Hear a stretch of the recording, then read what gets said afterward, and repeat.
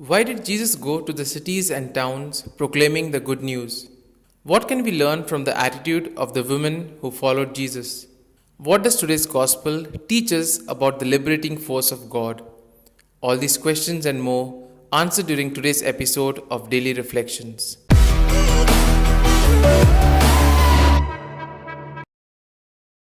In today's gospel, Luke describes Jesus who goes through the villages and towns of Galilee.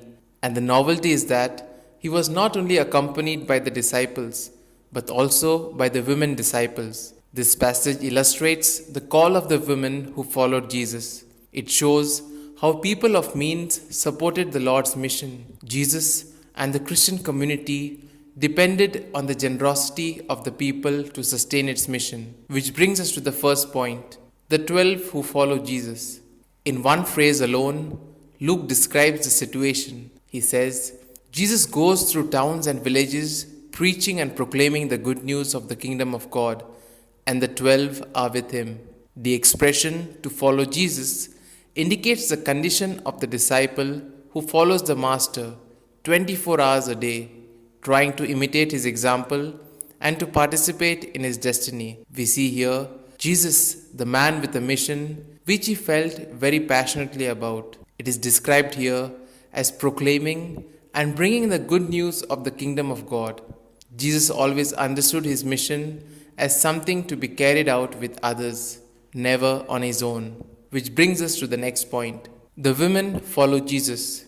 What surprises is that, along with the men, there are also women together with Jesus. Luke places both the men and women disciples at the same level because all of them follow Jesus. It is said that they served Jesus with their own goods.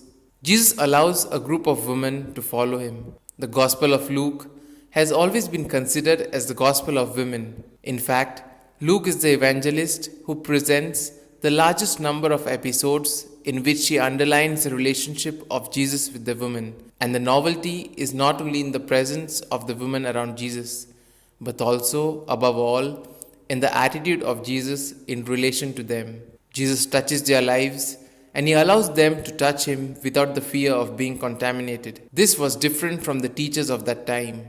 The generous women who cared for Jesus are usually out of sight, like so many women who give of themselves for others. We pray for all who enrich our lives by their discreet service. Jesus did not proclaim the good news. He was the good news. And as we receive the word of God, let us pray that we may embody it and proclaim it. Which brings us to the next point, the liberating force of God. Luke always speaks favorably of women and highlights their positive response to Jesus.